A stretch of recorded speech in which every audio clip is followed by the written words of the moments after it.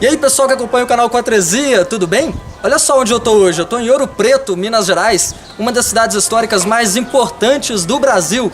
E no vídeo de hoje você vai conferir um bate-papo muito legal com a organizadora de uma série de livros que conta a história da cidade. São 5 volumes e você vai saber mais sobre essa coleção incrível depois da vinheta.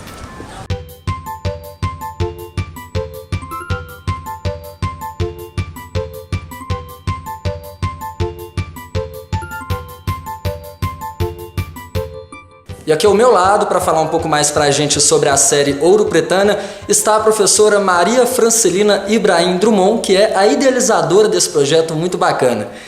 Maria Francelina, tudo bem? Tudo bem, e você? Boa Tudo tarde. bem também. Boa tarde. Primeiramente, muito obrigado por nos receber aqui na sua casa em Ouro Preto, né? Boa tarde. Nós estamos em que bairro aqui em Ouro Preto? Aqui no bairro Fundo de Ouro Preto ou Pilar.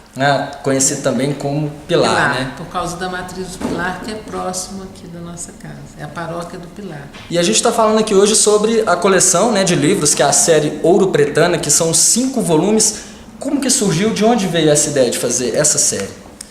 Essa série faz parte de um projeto que nós levamos na nossa editora, que é a Editora Liberdade. Uma pequena editora fundada por mim e meu marido, Arnaldo Drummond, em 2011. Essa editora tem o propósito, é uma editora pequena, que sobrevive de apoios e patrocínios, e ela tem o projeto, o objetivo de editar ou reeditar textos ouropretanos. Tá? Sim. Trabalhando com história, memória, literatura, pensamento. Então, a série Ouro Pretana é o 6º projeto da editora, que foi fundado em 2011, e surgiu como uma decorrência desse propósito nosso de reedição e edição de textos ouropretanos que estão, ou que nunca foram editados, ou que estavam se perdendo, ou que nunca tiveram textos antigos, que nunca tiveram novas edições. Assim, é uma coleção muito bonita, com um acabamento muito perfeito, muito requintado. Como que foi o processo produtivo? Foi assim, primeiramente ela teve financiamento da CBME, que é uma empresa interessada, que sempre teve apoio, deu apoio a livros, a produção de livros, a restauro em Ouro Preto, né? Essa série tem a capa de uma artista plástico de Ouro Preto, que é a Gabriela Rangel, filha do Nelo Nuno, que é a professora, posso mostrar? Claro. Que é a professora da Fundação de Arte de Ouro Preto. Ela idealizou a capa e o projeto gráfico, os créditos estão aqui. A ideia é de trazer uma caixa de livros vendida a preço muito barato, faz parte também dessa ideia nossa de fazer que nossos textos cheguem ao leitor. Cheguem ao leitor de Ouro Preto, ao jovem de Ouro Preto, ao adulto e a todas as outras pessoas que têm interesse pela cidade, pela história da cidade, pela memória material da cidade, que foi uma das principais cidades do Brasil, a nossa história nos conta isso, a ter livro, a fazer livro.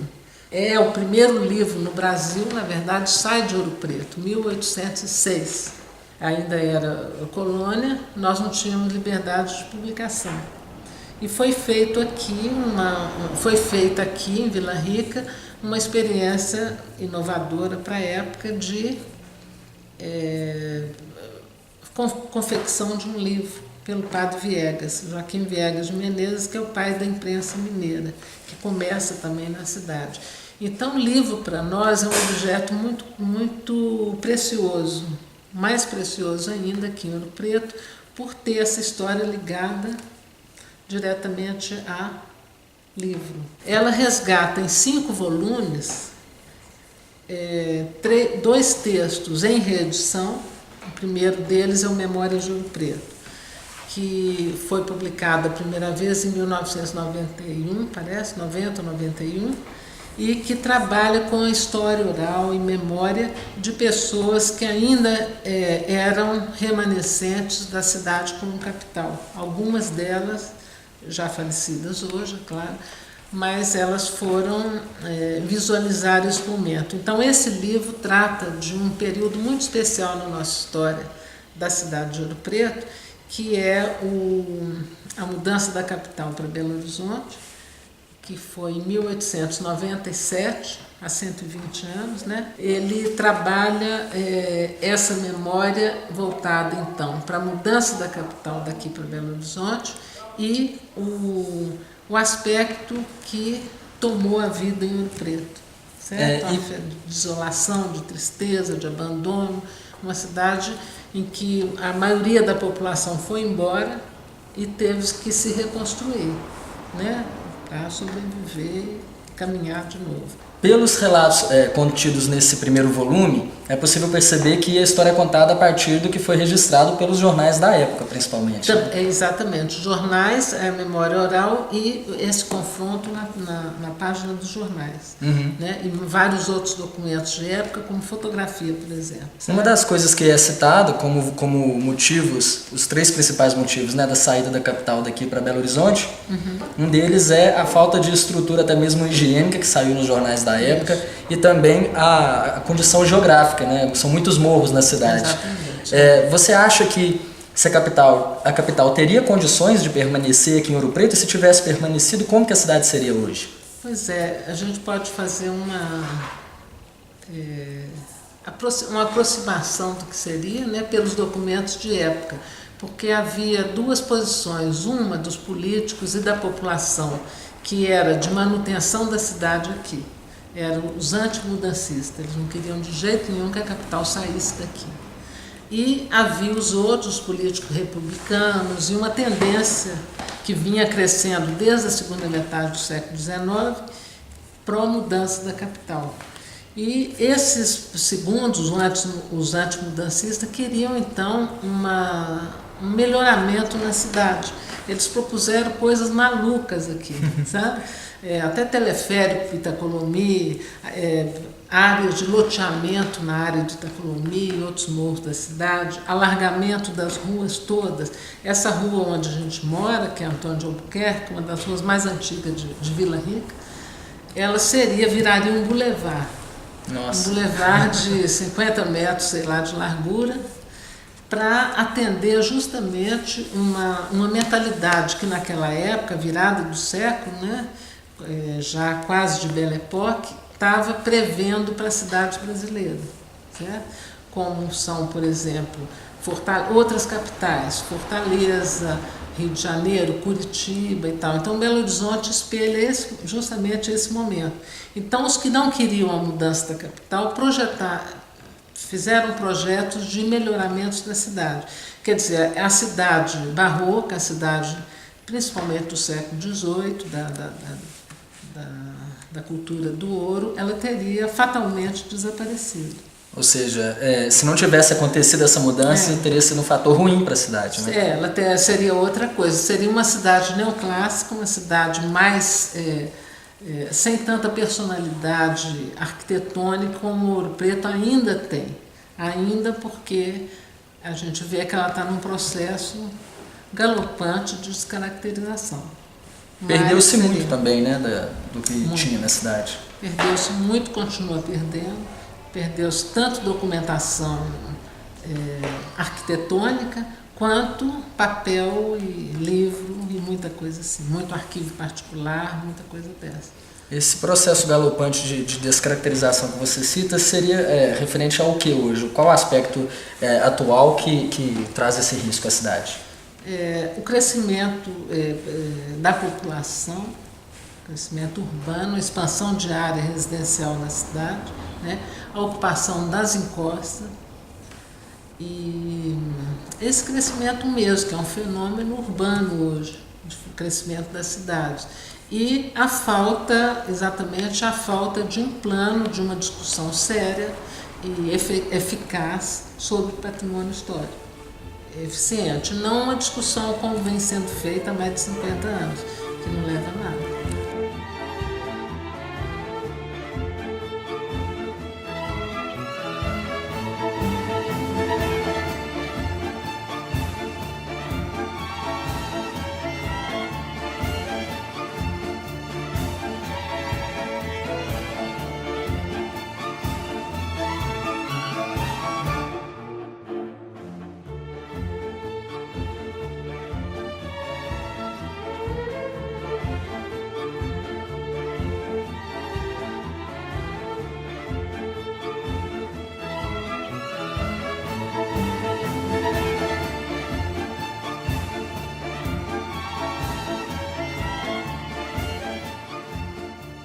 Bom, o segundo volume da coleção é o livro da poesia, a reportagem do Hermínio Barbosa. Sim. Quem foi o Hermínio Barbosa? Sim, Hermínio Barbosa foi um jornalista, poeta e escritor nascido em Ouro Preto e falecido em 1975.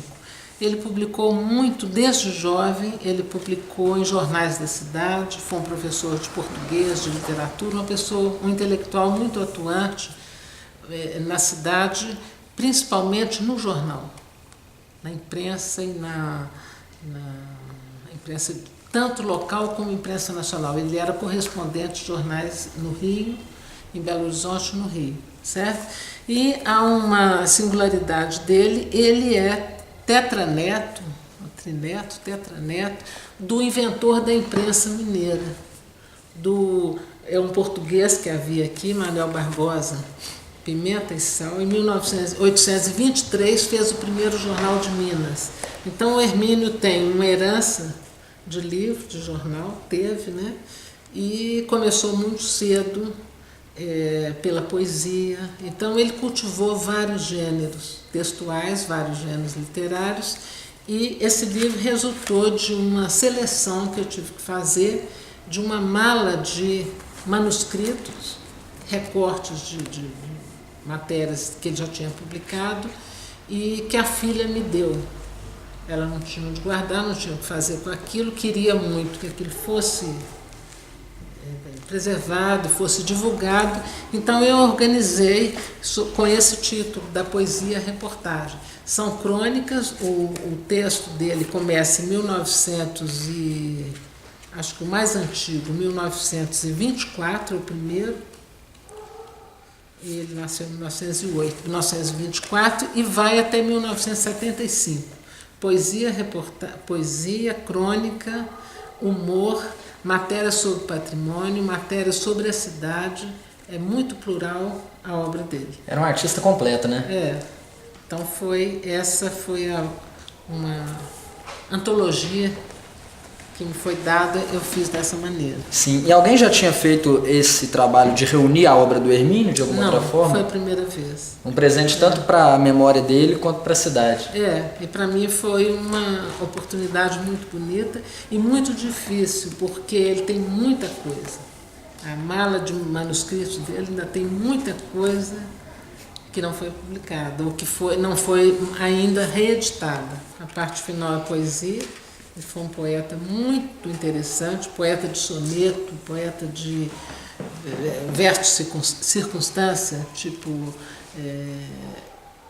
um poema para aniversário, para uma formatura, para uma boda de prata. Ele improvisava muito, conhecia muito poesia. E o texto em prosa, o texto jornalístico.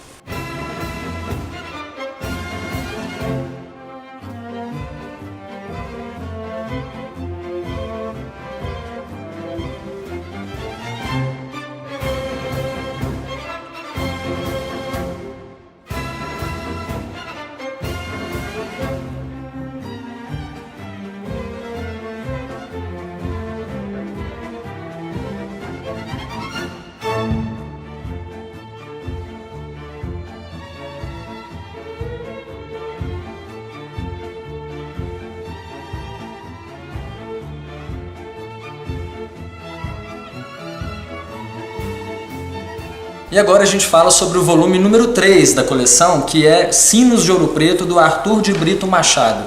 Esse livro é uma reedição, não é isso? É uma reedição. Ele foi editado uma única vez, em 1946, Páscoa de 1946, e é uma obra muito interessante, pequena, mas muito interessante, porque ela marca justamente um período em que Sinos de Ouro Preto ainda não era moda.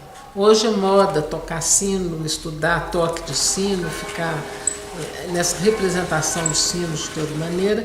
Esse livro é muito anterior a ele, é da década de 40, em que ele trabalha justamente a voz, a sonoridade dos sinos com a sonoridade da poesia, né? E o Arthur de Brito Machado foi um poeta também da primeira metade do século XX. Há uma particularidade na biografia dele, que ele foi amigo e compadre de Afonso de Guimarães, que vivia, ouropretano, simbolista, que viveu e morreu, que morreu em Mariana em 1921. O Brito Machado é uma pessoa, ele morreu em 1962, ele é de final do século XIX, então ele pegou essa transição, né, da cidade e traduziu muito.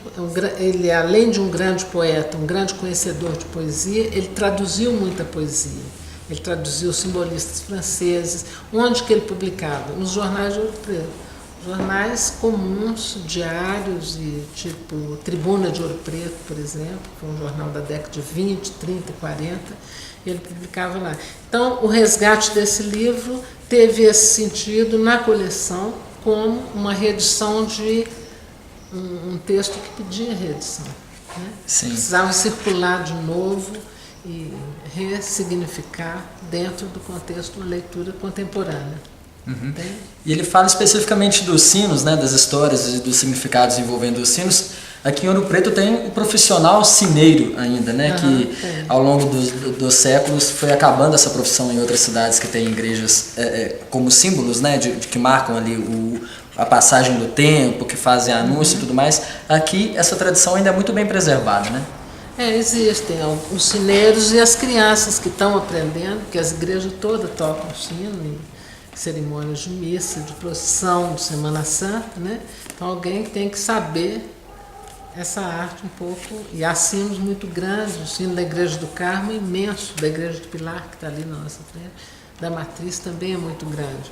Então a profissão se mantém, não sei se hoje é como profissão, mas é como um ofício mesmo. Eles fazem isso como doação, como trabalho normal das crianças, dos jovens, dos adultos na igreja. Passa de geração para geração, né? Aí há um certo ensinamento nisso, como tocar o sino.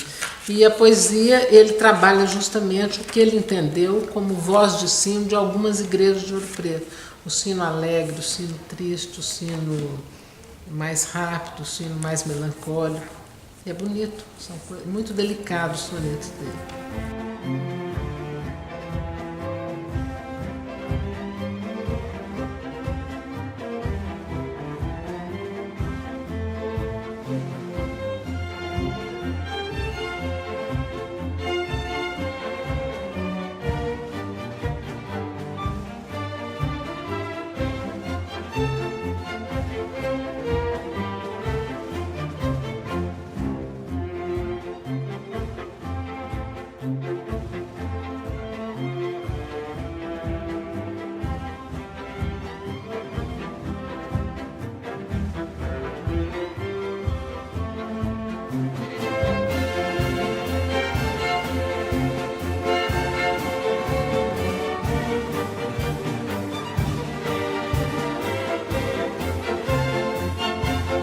E o quarto livro da coleção, Poesia Enquanto Costume, é justamente da autora com quem eu converso, não é isso? Sim, eu fui a organizadora.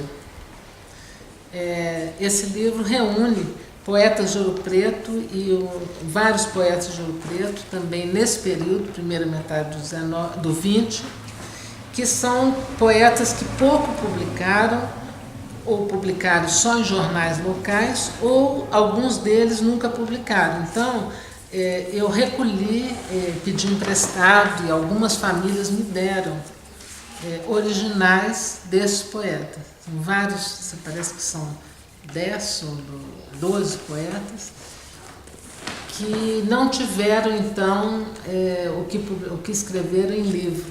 Então, eu reuni, aqui então é uma antologia, que mostra, a ideia que há entre a vida desses poetas é que havia o exercício da vida literária aqui, entendendo por vida literária o contato entre escritores, a troca de textos, a leitura de textos, entendeu? A circulação de textos comuns, e assim de uma maneira informal, não era uma academia, cada um tinha uma profissão, trabalhava nas suas coisas, profissões mais diversas.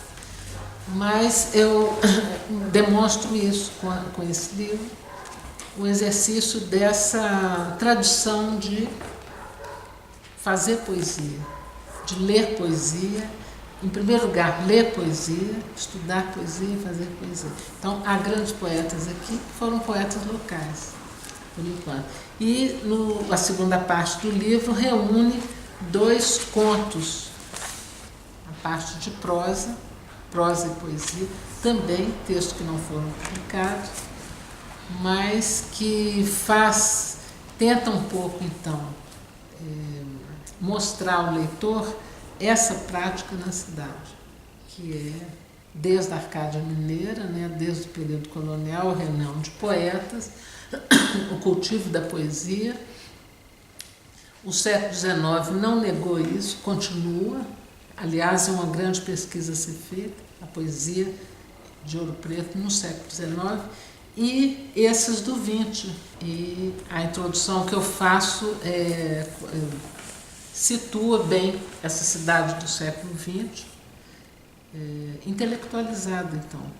Mas não era um intelectual, vamos dizer assim, acadêmico da universidade. Não, um intelectual por formação, por gosto, por tradição. Sim, e eles exerciam a crítica, não somente literária, mas também a crítica política, sim, à realidade da época. Da época, da cidade.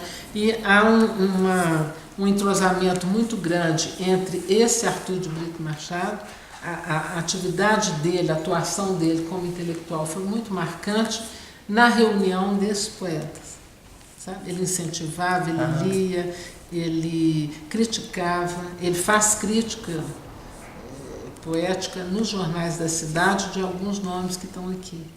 Entendeu? Então é um movimento mesmo, um movimento muito rico, e isso é apenas uma amostra. Uma pequena amostra, há muita gente que ainda não entrou no livro. Tá, ok. E tem muito ainda material de poetas e de escritores em geral aqui da cidade que nunca foram publicados. Ainda tem uma riqueza muito grande nesse sentido, né? Olha, eu não sei se ainda existe. Sabe por quê? Os arquivos particulares, as fontes, os acervos ainda hoje estão sendo jogados fora, rasgados, as pessoas morrem, a família não quer guardar, e não tem aquele olhar voltado para entregar, por exemplo, uma caixa de manuscritos para uma biblioteca pública ou para um arquivo público. Então, eu acho que ainda existe, eu conheço vários acervos particulares, mas muita coisa que eu já fui atrás não localizei mais. Entendeu? Isso aí só ressalta a importância de trabalhos como esse, que são, fazendo aí uma analogia com uma atividade muito marcante na cidade, um garimpo de riquezas, né? E também chamando a atenção para o fato de a Universidade de Ouro Preto, a UFOP, que não tem uma ligação orgânica com a cidade, com as letras muito menos. Ela tem um curso de letras, que tem um curso de pós-graduação, que tem um mestrado, quer dizer, seria muito apropriado a pesquisa e a organização de acervo de uma universidade, né? Fica então, inclusive, a sugestão, né, para os estudantes, professores da UFOP trabalharem mais nessa questão do resgate cultural, do resgate das memórias dos ouropretanos, né? Dos textos também, principalmente dos textos, né? Excelente.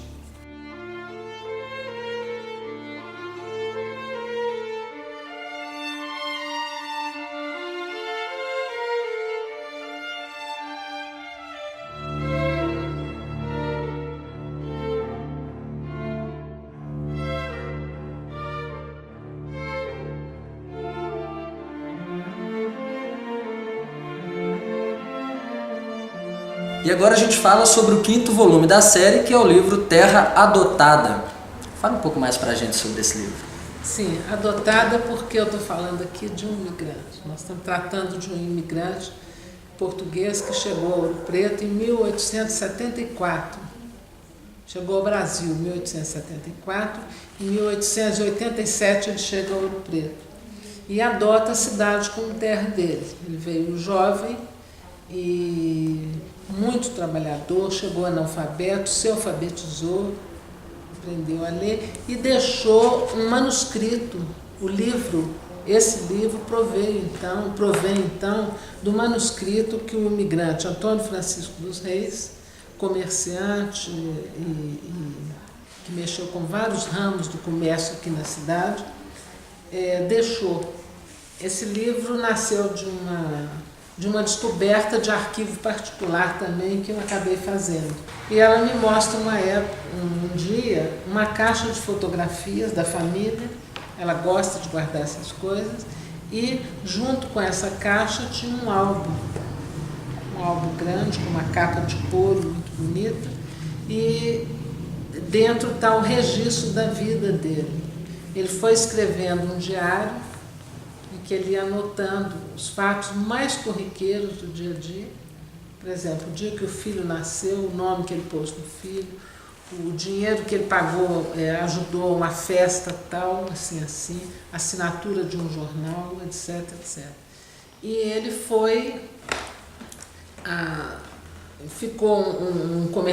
virou um comerciante abastado, trabalhou muito, secos, molhados, trazia coisa de Portugal, importava, vendia aqui. E chegou a ficar um homem rico, um comerciante rico. Tanto é que em 1906 ele passa a mão na família toda, já tinha 5 ou 6 filhos, ele se casou com uma moça daqui de Ouro Preto, e vai para Portugal e fica vivendo lá 3 anos. Compra terra, vende terra, tem parentes lá, entendeu?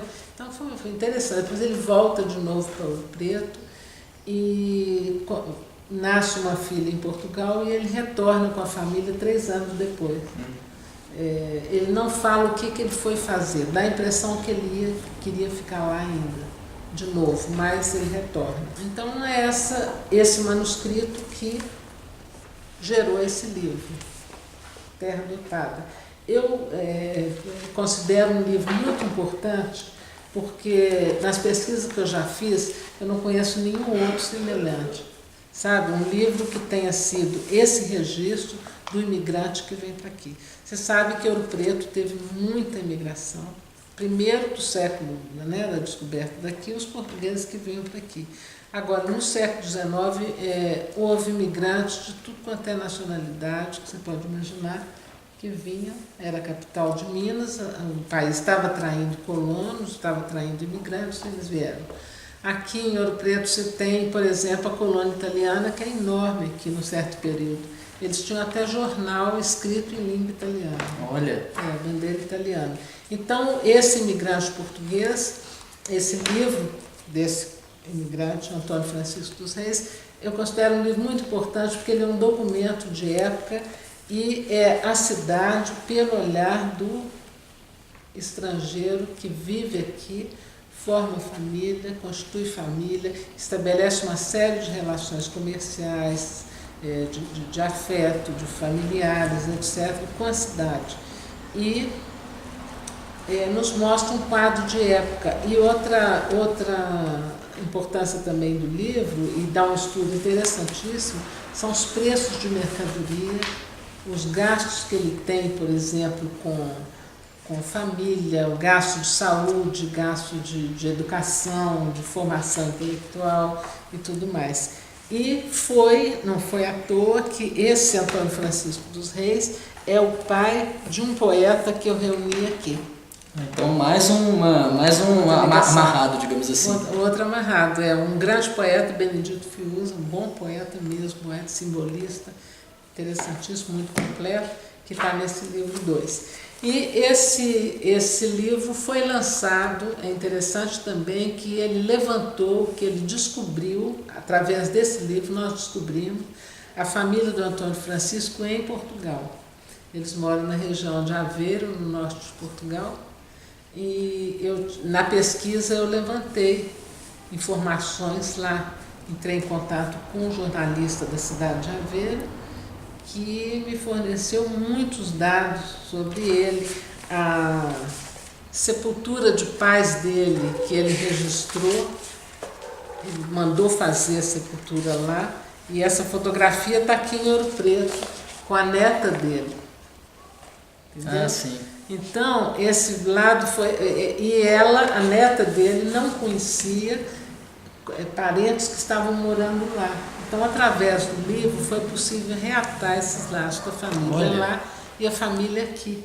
Então, o livro foi lançado ano passado, em fevereiro de 2016, na cidade natal do Antônio Francisco. Que legal. Bustos, que é distrito de Aveiro, no norte de Portugal. Então a edição portuguesa ela tem o mesmo nome, Terra Dotada, Relato de um Emigrante, porque ele, em relação a Portugal, ele sai de lá, ele emigra. Muito legal. Né? Então foi um livro muito bonito, e eu tenho aqui, tive uma oportunidade muito boa de escrever um ensaio inicial do livro, em que eu coloco justamente essa situação de quem é o migrante, como que ele vem, como que ele é acolhido aqui, o que ele repara de dificuldades, não foi uma vida fácil, mas uma vida que ele teve um êxito muito grande, do trabalho, da dedicação, etc. Certo? Então esse é o último, que fecha a nossa série Ouro-Pretana. Então, vocês podem reparar, são temas bem variados, né? Que cobrem, continua no período cronológico de primeira metade do 20. Ele falece em 1940, mas deixa descendentes na cidade.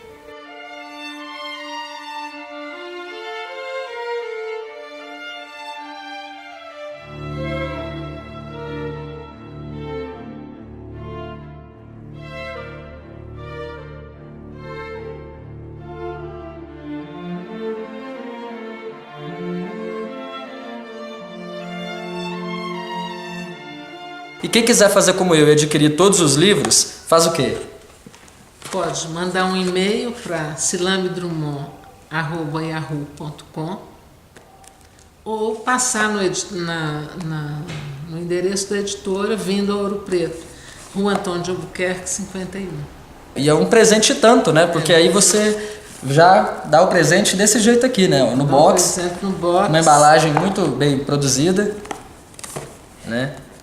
E que é, sem dúvida alguma, um presentão para quem gosta de história, claro, e para quem quer aprender mais sobre a história de Minas Gerais e a história do Brasil através do que aconteceu em Ouro Preto.